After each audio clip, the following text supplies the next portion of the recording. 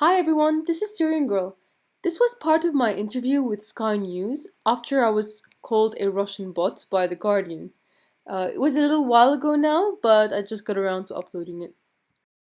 Tell our audience what has catapulted you into public prominence. Well, since my youth, I've been involved in anti-war activism, and I've been concerned with what's happening not just, in Syria, but in Middle East and the whole world as a whole. And when the Arab Spring began, I thought that the coverage by most of the media, I don't think they understood really what was behind this movement. And especially when it came to Syria, I felt it imperative that I had to become more public about my identity and talk about the situation there. The fact that the Muslim Brotherhood was behind most of these movements. I mean, you saw it in Egypt where the Muslim Brotherhood was behind that revolution, and now it's been reverse revolutioned and Sisi's in power. But it was happening in Syria, and people were saying that these people were democracy protesters and that they were peacefully protesting. And what I was seeing is they're on the streets talking about how they want to kill Shiites, Alawites, and get rid of Christians. And there's this, with my knowledge of Arabic and what I can see in the Australian media, I thought, and the US and the UK media, I thought it's my duty to try to provide the alternative voice. Okay. Heather Stewart, who's not just a writer, she's the political editor at The Guardian, wrote this story that said that Partisan Girl, who's very much a real human, you can see her there, was a Russian bot, and another guy called Ian 56, who's this English citizen, a citizen of the UK. They got it completely wrong. But it was like one of these bombshell things that Russia is, infecting social media with Russian bots, etc.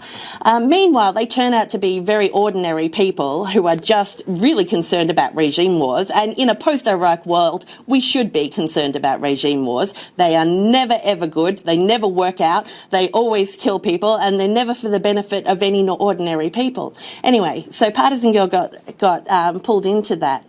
There was no retraction of that story. There was a small amendment when they did actually find out that these were real people, and they changed the word bot to account.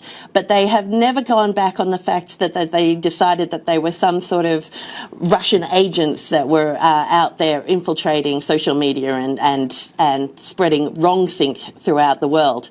So let me ask, Partisan Girl, are you a Kremlin spy? I mean, you can be. You don't have to say no. You might be. I mean, no. You're not. Well, there's one thing that bothers me about it is that why would I have to be a Kremlin spy? Why couldn't I be like a Syrian spy? Yeah. Cannot the Syrians do this? And you're definitely not. Why don't you explain to our audience? Not everyone may know what a bot is. What is a bot? Basically, a bot is like an automated program on the Twitter or any other social media page that will tweet out tweets or retweet things, retweet each other in such a way that, or follow certain accounts in such a way that it inflates a certain opinion. Yes.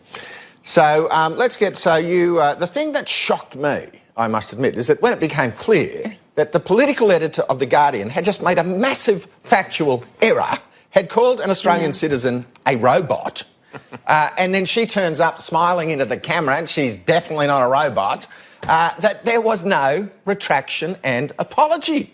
No, not at all. And I actually tweeted out to these specific journalists asking for like a right of reply or, some kind of apology. And basically all they said was, well, we're just mimicking what the government said.